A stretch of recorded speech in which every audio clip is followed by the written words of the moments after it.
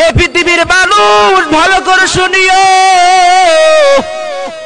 আলেমরা সাধারণ কোন মানুষ নয়, আলেমরা সাধারণ কোন ব্যক্তি না, আলেমরা সাধারণ কোন মানুষের ওয়ারিস না, আলেমরা হলো নবীর ওয়ারিস। বলি সুবহানাল্লাহ। এরে বান্দা, আল্লাহর পয়গম্বরের ছোট্ট এই হাদিসের মাধ্যমে আলেমের যে সম্মান নবী বয়ান করছেন, আলেমের সম্মানের জন্য এই হাদিসটুকুই যথেষ্ট, ঠিক কিনা? এরে বান্দা, চেয়ারম্যানের ওয়ারিসের দাম কম না বেশি? কথা বলেন। একজন এমপির ওয়ারিসের দাম কম না বেশি? এরে বান্দা, দুনিয়ার হাইসিয়তে একজনের চেয়ারম্যানের ওয়ারিসের দাম যদি বেশি হয়, দুনিয়ার হাইসিয়তে একজন এমপির দাম যেরকম, একজন এমপির ওয়ারিসের দাম যদি এরকম মর্যাদাওয়ালা হয়, তাহলে বান্দা নবীর মর্যাদা কম না বেশি? বলেন কম না বেশি? নবীর মর্যাদা যেরকম বেশি, নবী নাই, নবীর উত্তরাধিকারী হলেন উলামায়ে কেরাম, হক্কানি রব্বানি উলামায়ে কেরাম, নবীর ওয়ারিস। এর বান্দা, নবীর থাকলে যেভাবে সম্মান করা লাগতো, নবী নাই, নবীর অবর্তমানে উলামায়ে হক্কানি রব্বানিকে ওরকম সম্মান করা লাগবে, ঠিক কিনা? তাহলে বান্দা, উলামায়ে কেরাম কার ওয়ারিস? আল্লাহর পয়গম্বর বলেন উলামায়ে কেরামকে আল্লাহর নবী দিন আর দিরহামের ওয়ারিস করে রেখে যান নাই। কিসের ওয়ারিস করে রেখেছেন? বলেন ওয়ারাসুল ইলম। উলামায়ে কেরামকে আল্লাহর পয়গম্বর ইলমের ওয়ারিস রেখে গেছেন।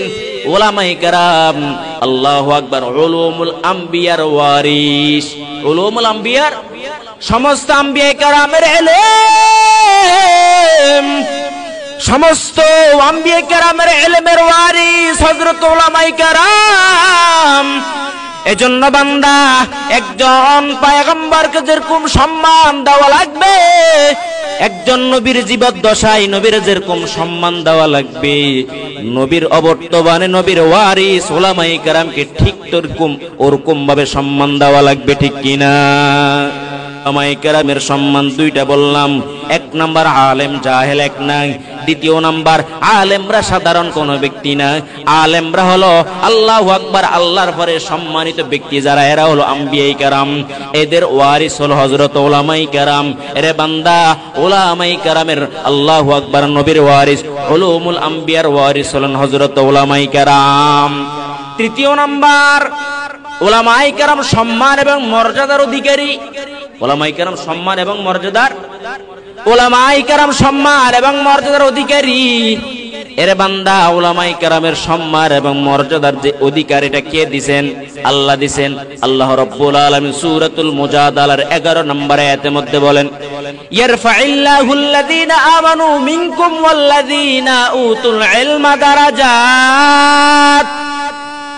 এই পৃথিবীর মানুষ ভালো করে শুনিও, উলামায়ে কেরামের সম্মান, উলামায়ে কেরামের রফাত, এটা কেউ বৃদ্ধি করে নাই। উলামায়ে কেরামের মর্যাদা কে বৃদ্ধি করছেন? উলামায়ে কেরামের সম্মান কে বৃদ্ধি করছেন? আল্লাহ বৃদ্ধি করছেন। আল্লাহ বলেন, ইয়ারফাইল্লাহুল্লাযীনা আমানু মিনকুম ওয়াল্লাযীনা উতুল ইলমা দারাজাত। তোমাদের মধ্যে যারা ঈমানওয়ালা এবং ইলমওয়ালা, কি বললাম? ইলমওয়ালা, ঈমানওয়ালা, এদের মর্যাদা কে বৃদ্ধি করছেন? এরে বান্দা, যাদের ঈমান যত মজবুত, তার ঈমান তত আকওয়া, আর যার ইলমের মধ্যে যত ওয়াসাত, প্রশস্ততা থাকবে, এরে বান্দা সাধারণ মানুষের উপর তাদের ওরকম মর্যাদা থাকবে। এরে বান্দা, উলামায়ে কেরাম মর্যাদার অধিকারী, উলামায়ে কেরাম সম্মানের অধিকারী। এই যে সম্মান আর মর্যাদা পৃথিবীর কোন মানুষ দেন নাই, এই উলামায়ে কেরামের সম্মান মর্যাদা কে দিছে? এজন্য বান্দা, উলামায়ে কেরামের সম্মান যদি আল্লাহ দেয়, বলেন উলামায়ে কেরামের সম্মান করার দরকার আছে কি নাই? চিল্লায় বলেন, আছে কি নাই?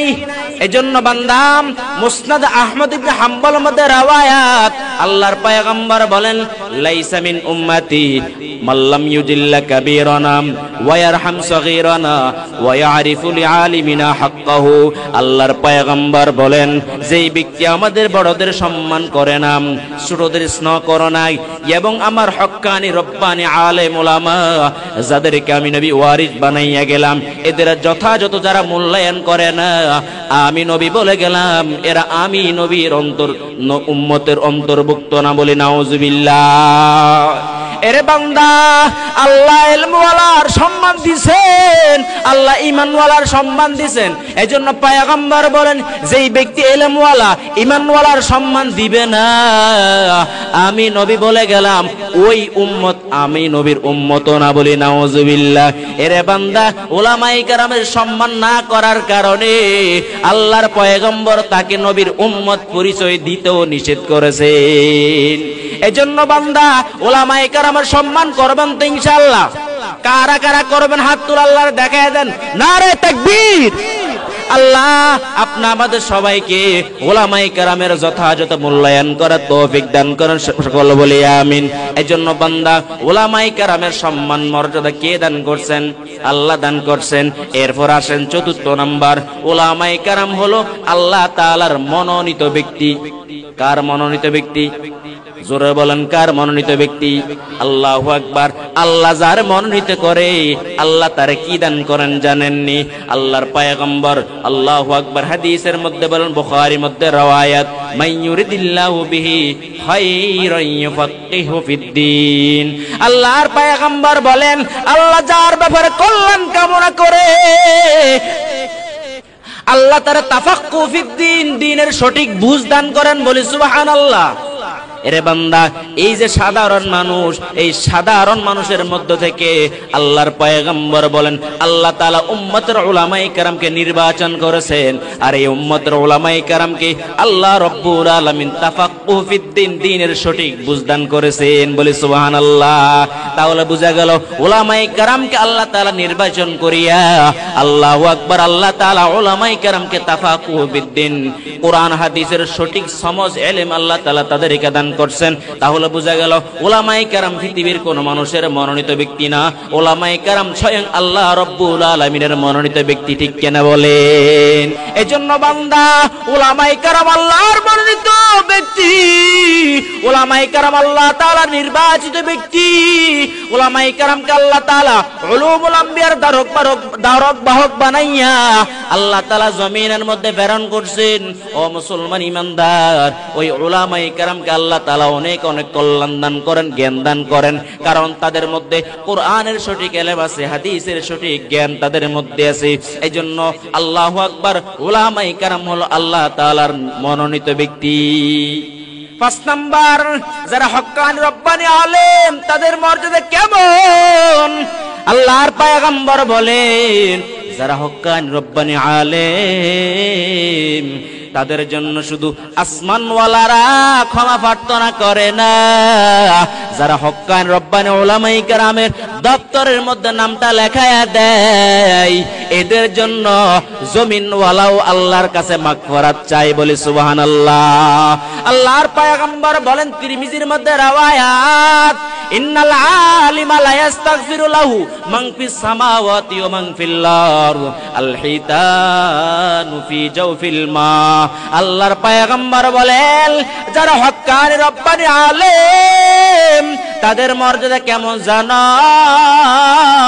যারা হক্কানি রব্বানি আলেম লা ইস্তাগফিরু লাহু মান ফিস সামাওয়াতি ওয়া মান ফিল আরদ, যারা হক্কানি রব্বানি আলেম এদের জন্য আসমানের বাসিন্দারাও আল্লাহর কাছে ক্ষমা প্রার্থনা করে, জমিনের বাসিন্দারাও আল্লাহর কাছে ক্ষমা প্রার্থনা করে, বলি সুবহানাল্লাহ।